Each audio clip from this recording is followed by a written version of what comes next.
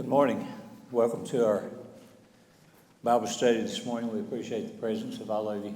If you happen to be visiting with us, we're glad that you've chosen to come our way this morning. We're continuing our study in the book of Job, and our lesson this morning, lesson 3, we'll cover chapters 4 through 7. But because we rushed through chapter 3 last week, I'm going to go back and hit a few points on chapter 3 and continue from there. As we talked about in the beginning, the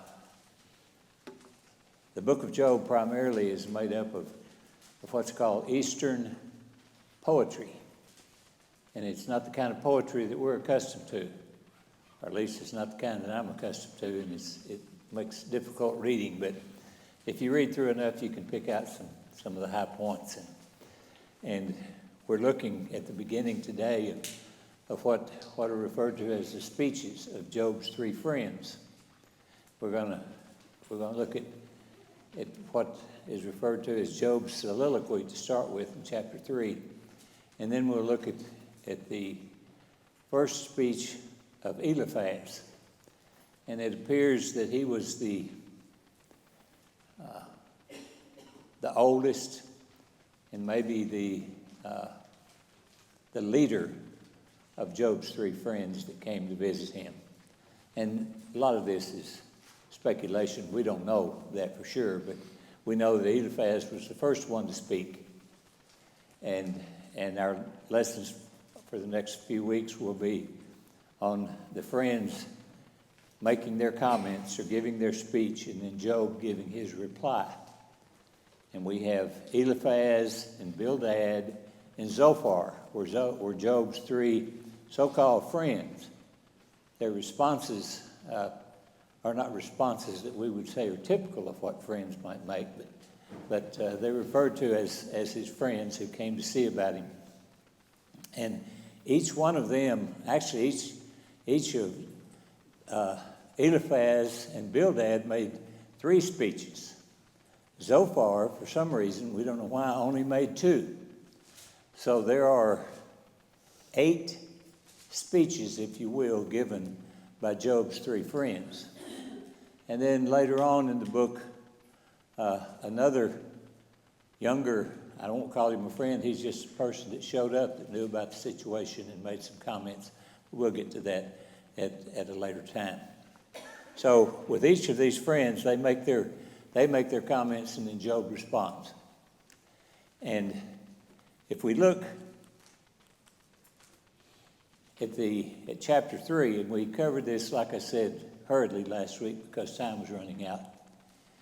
And we look at what we refer to as Job's curse. And when you read chapter 3, you'll notice that Job curses the day of his birth. Not just the day of his birth, but also he curses the night of his conception. And he does that because of all the sorrow that has come his way. And to the point that he wishes that he had never been born. And when I read the comments of Job, the phrase that comes to my mind quite often is, "Oh, woe is me." And it's easy to look at someone that might make a statement like that and say, well, they're just feeling sorry for themselves and all this. But if we look at Job's situation we talked about last week, I can certainly understand Job's attitude here, that as to why he feels sorry for himself. And keep this in mind, the overall picture here, regardless of what his three friends say, we have this man Job who did not do any wrong in this situation. But yet he sees himself as being punished. And he doesn't know why. And he's constantly looking to God and saying, "Oh, Lord, why? Why has this come upon me?" As we talked about, Job was a rich man. He had many possessions. He had 10 children. He lost all those possessions, and he lost all 10 of his children at one time. The only one that was left before his so-called friends came was his wife. And after all that, Job's wife said, Job, why don't you just curse God and die? So his wife, in this case, was not a helper. She was not a supporter. And if anything, she was another one who was critical of Job and doesn't say in here, but assumed that she assumed that, Job, this happened to you because you have sinned. You're a sinner, and this is the result of your sin. And basically, that's what all three of the friends say. So we talked over in Jeremiah chapter 20 and verses 14 through 18. We'd read what Jeremiah says, and it's very similar to what Job has said. But one important point that we should remember in this is that at no time did either Job or Jeremiah even think about committing suicide, putting themselves. Job wished to die. He wanted to die. He wanted God to kill him. But at no time did he ever think about killing himself. He knew how precious life was, and regardless of the suffering that he was going through, Job did not even think about taking his own life, and neither did Jeremiah in the statements that he's made. Job had some questions. And this goes back to he wished he had never been born. And why didn't he die at birth? And his point was, God, if you were going to do this to me, why didn't I just die when I was born? And all this has been for naught. Why was he not stillborn? Already dead when he was born. And Job, at this point in his life, he views death as an escape from all the miseries of earth. And we have no idea the misery that Job was undergoing at this particular time. And Job thinks about suffering. And he ponders the question, why are the suffering allowed to linger? When one is suffering the way that I am, why does God allow me to live? Why doesn't he at one point, why doesn't he just cut me off? Yes, sir. And I think, thinking about Job, it's one of the earliest books of the Bible, back at the time of the patriarchs. It's so amazing to think that from the beginning, God obviously had the intent to let mankind know his promise to us was not paradise in this life, and everything would be pain-free. Yeah. He starts the book by saying, Job's an upright man who fears God, and then let's tell you all the terrible things that I allow to happen to him. Yeah. And it's like for us, at any time, I can only imagine facing some of these things that Job did. Yeah. But God made it very clear from the beginning that I'm not putting any kind of boundaries of guaranteed protections of any of these things. This isn't my promise to you. Good point. It's not, and that same promise that Job had for himself, now he had a hard time recognizing at this particular point. But that same promise is one that God has for us. He doesn't promise a life of ease here on this earth. And most of us have trouble realizing that. But if you look around this world, there are those that do not have a life of ease. They're attempting to serve God under, in some cases, the most difficult of circumstances. But again, what God has for us is not peace here on this earth. It's what's in the afterlife. It's what's coming if we live faithful to Him. Now, this was all before, we don't have any reference in this book of Job to the law. And we know that Job was, in a sense, a priest in much the same way that Melchizedek was. And Job was one, Again, sort of like Melchizedek, he didn't have any genealogy that we can call on. In many cases, you know, if you look at Abraham and Isaac and Jacob, you can trace their lineage all the way back to Adam and Eve. Can't do that with Job. Now, Job had a lineage that went back to Adam and Eve, but we have no idea what it was. Melchizedek had such a lineage. We have no idea what it was. But Job served God. He was faithful to God. And again, before someone says, wait a minute, was he like Jesus in that he never sinned? No.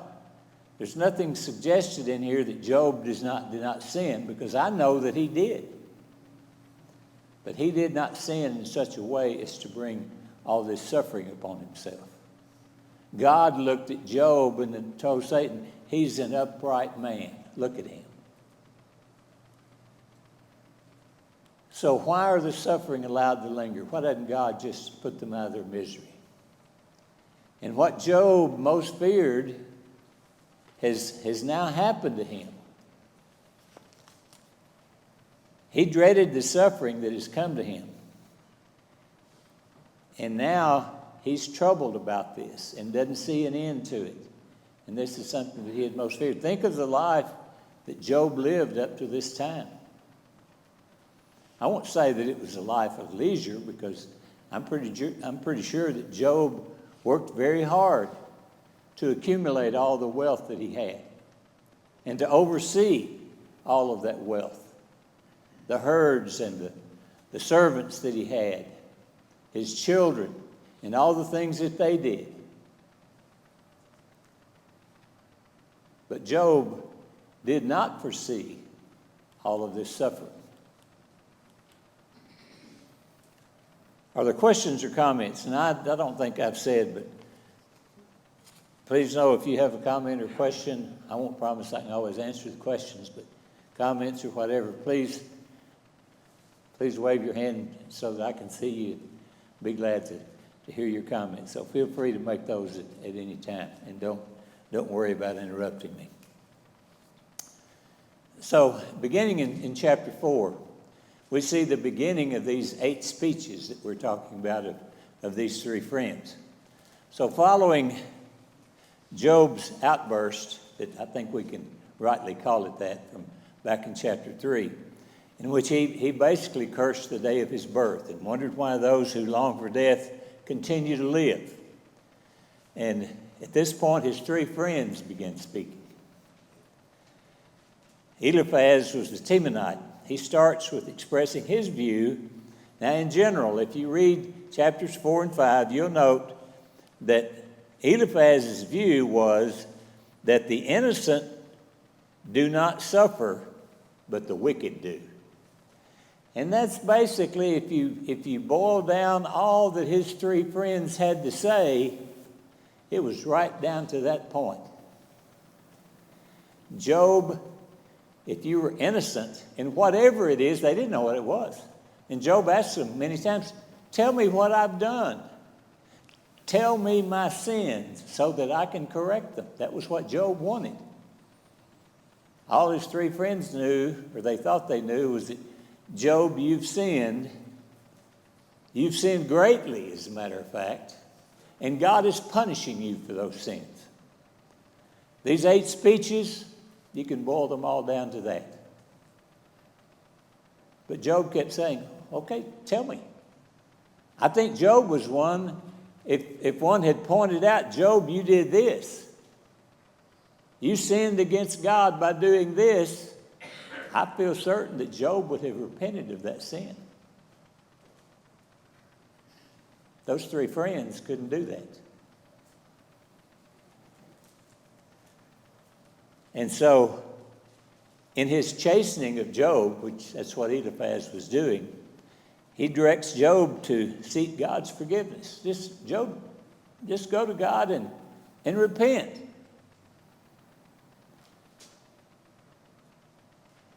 Job was tied up. He didn't know what to do because he didn't know what he had done. Job defends his rash words that he made back in chapter 3 as being prompted by his grief. And he again expresses his desire for death in these chapters. And he resumes his complaint, asking God a multitude of questions. But the counsel of Eliphaz, again, what we just said in chapter 4, verses 7 through 11, the innocent do not suffer, the wicked do. And it's like he's going to Job and telling Job, Job, everybody knows this. You're a great man. Surely you know this. So go to God and confess your sins and ask for forgiveness, and God will forgive you. And Job's attitude, as it was throughout this, is, what do I confess? Now, I know there's a song, can't remember the name of it, but part of it says to God, forgive the sins that I've confessed to thee, and forgive the secret sins I do not see. Well, certainly that can happen. We can sin in such a way that we don't know about it. And I think we can confess that. But to look at the suffering Job was undergoing, and his friends, I think, were right in looking at him and saying, Job, this wasn't any just little stumble. This wasn't any just small sin that you committed. It must have been a great sin for this to happen to you. And Job, as I see him sitting there, it's been suggested that he's at the city dump, wherever that was, and he was sitting in ashes, and he had ashes all over him, and he had these boils all over him from his head, the top of his head to the bottom of his feet. And there's some expressions in here where Job talks about that. And that even he has things that are invading his body. And it's been suggested this was some sort of leprosy that he had. I don't know. I know that it was great suffering that he had to undergo. And I think adding on Yes, sir. to what we were talking about earlier, Job, not only did God in his faithfulness to him not prohibit him being inflicted on this earth, it actually was the cause of it. By choosing to fear God is why Satan went after him. And so, on the opposite end of the spectrum, if we choose to serve God, it actually might cause us physical harm. And I think we saw that in the early Christians, the apostles, Jesus himself, and Job in the very beginning. And that can be a challenging thing to swallow, but it is validated time and time again that those who serve God from the very beginning might have repercussions due to that. Yeah, certainly. And that happened certainly back in those days. And we read horrible accounts that Christians were taken while they were still alive. They were covered in tar and some other mixture, and they were put up on a post and lit a fire to light the gardens of some of the Roman leaders. And that's just one thing. All the things and why did that happen to them? Because they served God. Because these individuals were Christians. And this is what, now Job, don't let me go too far. Job wasn't a Christian in that sense, but Job served God. And he was punished. You know, God, I don't want to say that God wanted this to happen to Job. He allowed it. He allowed Satan this opportunity to inflict Job. But Job was an upright man. God didn't pick someone that was just sort of, as we might say, wishy-washy. He was up one day and down the next day.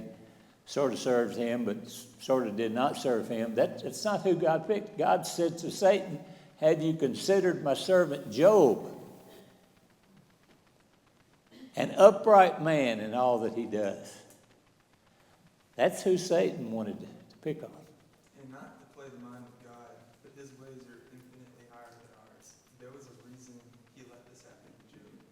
Could it be that in pain and affliction is when we become strong? And he knew that Job needed to stay faithful to him. And then could it be that he let it happen so we can read this today and understand? You know, it's like there's so many reasons, and we might not know the reason God chose that. But for the same reason today, when bad things happen, it could be, well, you personally needed that, I personally needed that, or it could be for an unknown factor that we would never know. Right. As you said, God's ways are higher than our ways. And as I read this book, and the question, why did God allow this to happen to Job? I don't know. In general, I mean, why? Because God had something in mind. And we'll see, we've already looked a little bit at the rest of the story. We'll see what happens in the end. But God was allowing Job to suffer, to make a point. And Job's conclusion here was, regardless of our situation, there's two words: serve God. What if things are going great and everything is wonderful around us? Serve God. What if things are going the way they were going for Job at this particular time? Serve God. God knows what he's doing. So he wasn't doing that to Job. He was allowing it to happen to Job. And, you know, we can only pray that such a situation does not come upon us. Could I do what Job did if that happened to me? Well, we'd all say, well, I'd like to think I would, but not sure. But we see an example in Job of what we're to follow. Regardless of the circumstances, good, bad, or indifferent, serve God. Do God's will and not man's will. So Eliphaz warns Job. And he tells him basically there's danger in the anger of a foolish man. This is verses 1 through 7 of chapter 5. Such a one will see his sons crushed and his harvest depleted. Well, Job had already seen that. Affliction comes because man is born to trouble. And what's not said in that particular statement is that because man sins, and God's going to punish him for sin. That was all the three friends could say. Job, all this suffering has come upon you because you sinned. Well, his wife told him, curse God and die. You'd be better off. His friends said, repent of these sins. God will forgive you. And you'll live, and he says in another place, you'll live to a ripe old age. But that's a warning that he gives.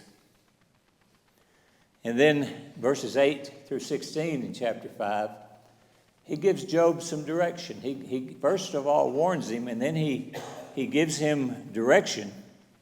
He says, seek God and commit your cause to him. Job, all this has happened to you. Go to God and tell him, God, look what has happened to me. And Job could do that, and I feel that he likely did. But Job couldn't say, God, I committed such and such sin. Please forgive me. Job didn't know what that was. He had no idea of why he was being punished in such a way. And Eliphaz tells him God does great things. He catches the wise in their own craftiness. So, Job, that must be what happened to you. And he saves the needy and he gives hope to the poor. That's God. So Job, you need to put yourself in line with all the others. Confess your sins. Ask for forgiveness. That's what God will do for you. And Job is reminded of God's blessings on those who accept his chastening. And if we look at that, Eliphaz in verse 17 through 26 says, happy is the man God corrects. Don't despise his chastening. Job, don't despise this suffering that God's putting you through, because God's going to make you happy. God will make him whole. God will protect him in times of trouble. God will give him peace, many descendants, and a long life. And Job was saying, I think, I already had peace, and I already had many descendants, and I was already looking forward to a long life. And I see all that as being taken away from me. And Eliphaz's conclusion in verse 27, he says, thus we have searched out, this we have searched out, it is true, hear it and know for yourself. And I think the we that he's talking about there, he's talking about himself and the other two friends. We've searched this out and we know that it's true. Well, they may have searched, but they didn't know any such thing. Thought they did, but they didn't. And then in summary, from Eliphaz's perspective, he saw that there were benefits from giving heed to God's chastening, and that they were both physical and material. Look what Eliphaz thought if Job turned to God and confessed his sins and asked for forgiveness. That he'd be made whole. He would have deliverance from his troubles. He would have deliverance from ravages of famine and war. He would have a lack of fear and destruction. He would have good crops. He would have numerous offspring. And he would come to the grave at an old age and in ripeness of years. And again, I can see Job saying, okay, Eliphaz, I already had this. and God took it all away. Now, we know, I don't know if I've mentioned this, we know Satan's role in all this. Keep this in mind, Job didn't know anything about the discussions that took place between God and Satan. Job knew nothing about those. Job knew nothing about God telling Satan, okay, you took all his possessions, took all that he had, and he still continues to serve me. And Job said, yeah, but it wasn't enough. Do something to his body, and God said, he's in your hands. You do whatever you will, only do not take his life. And had Job been privileged to that conversation, knowing what he knows now, he would have said, please don't stop there. I'm in that situation. Go ahead and take my life. Job begged for that. You make a really good point, because, when these things happen to people on earth, if it was to happen to us and we knew like it was coming from Satan, we probably could stand strong. I think we were more motivated to endure whatever was there. But Job didn't have a clue about that conversation. Nor are we going to have a clue about that conversation, but it could happen. Could happen. That's even looking at, we see the whole picture here. We know about the conversation between God and Satan. We know what God allowed Satan to do. And he did this. We're still amazed how in the world could an individual undergo such suffering. But Job did. And he never turned away from God. Now, as we go through here, he got close a few times. And he was discouraged. And I feel quite certain that he sort of in the back of his mind wanted to say, God, this is your fault. But he never did that. Again, Job's motivation, those two words, serve God. What if this happens? Serve God. What if something else happens? Serve God. Good, bad, or indifferent, continue to serve God. And not to overbeat the point, but what like an advantage we have to have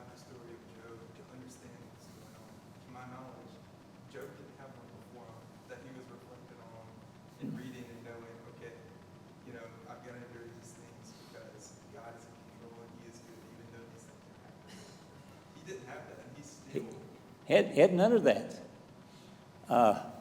And even down to today, what do we often hear?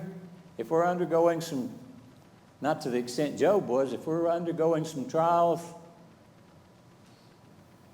remember the patience of Job. Remember the patience. What all happened to Job? And he was patient. He did not turn away from God. Was he tempted? Absolutely. More so than we can imagine. But he did not turn from God.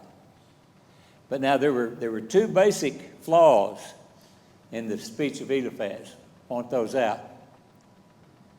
It did not apply to Job because he had not sinned commensurate with his suffering. And that's why Job is listening to this and he's sitting there and saying, wait a minute, this doesn't apply to me. All that you've said, Eliphaz, wasn't all correct, but some of the things that you've said have merit. And you've made some good points, but that's not my situation. You're talking about something over here, and I'm over here.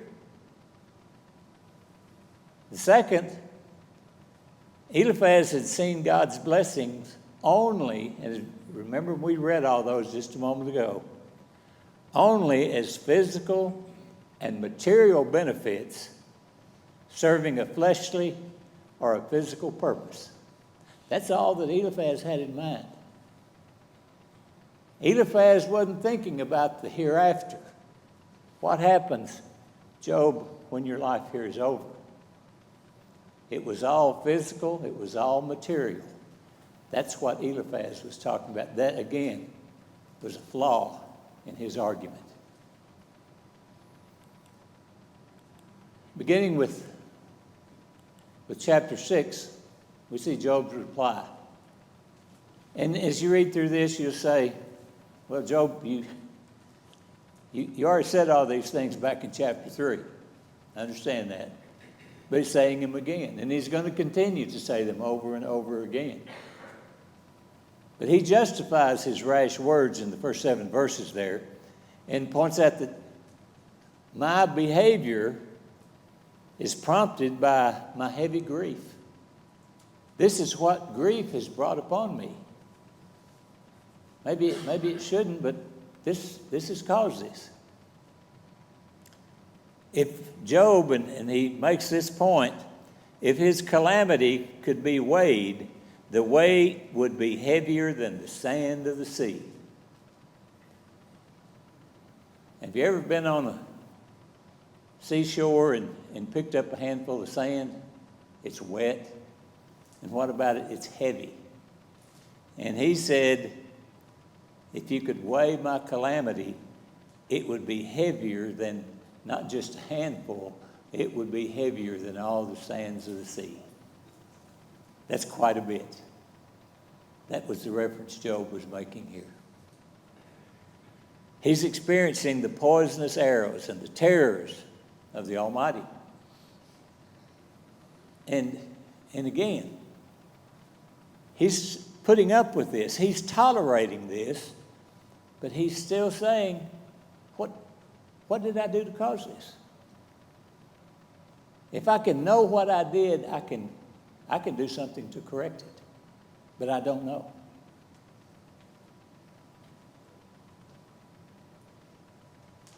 If things were normal, as Job knew normalcy, if things were normal and if he were not in his present condition, this wouldn't be an issue. Well, I think we can all say this. If we're suffering for some reason, likely not to the extent Job was, if things were like they used to be, we wouldn't be talking about this. Eliphaz and his other 2 friends might be there just visiting. They may have a feast together and rehash old times and whatever. Talk about the crops and talk about the weather. That wasn't the situation here. Job longs for death while his integrity remains intact.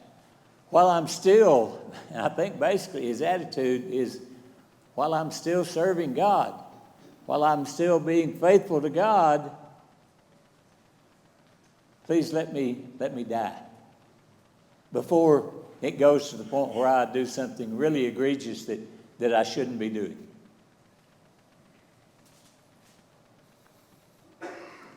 So he wishes God would go ahead and crush him, cut him off.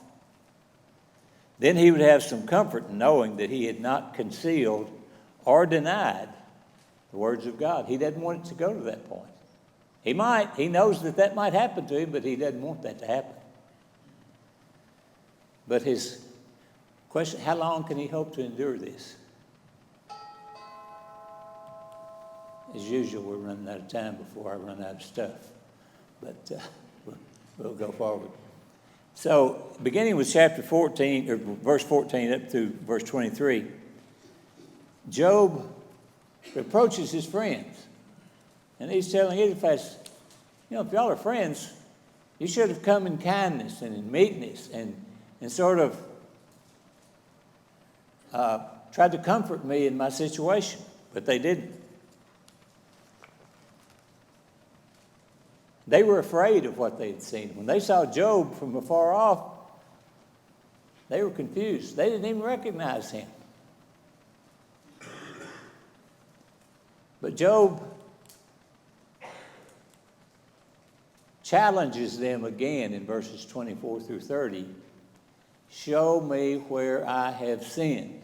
That's all Job wants.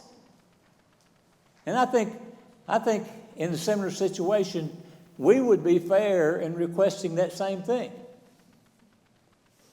I think and this happens, maybe not often, but at times, an individual might be arrested for whatever reason, and that individual goes before the court and says, you have to tell me what I've done.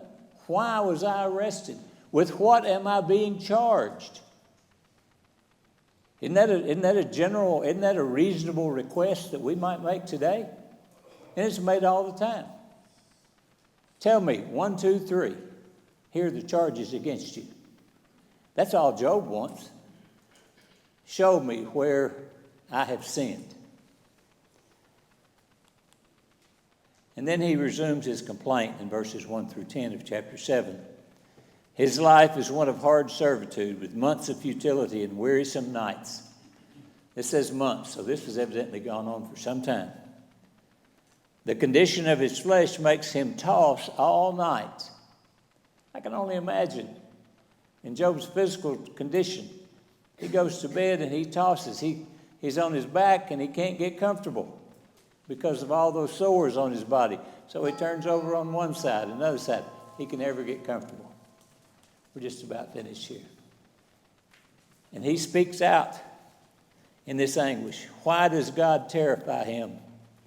Why is God testing him every moment? How long is this going to go on? How have I sinned? What have I done to become a target for God?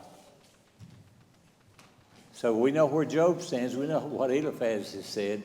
Now we're going to get what I say more of the same, beginning with chapter 8. We'll cover chapters 8 through 10, where Bildad speaks and Job replies.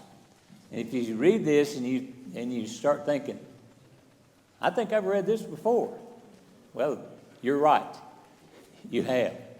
But you're going to see it over and over again. I appreciate your attention.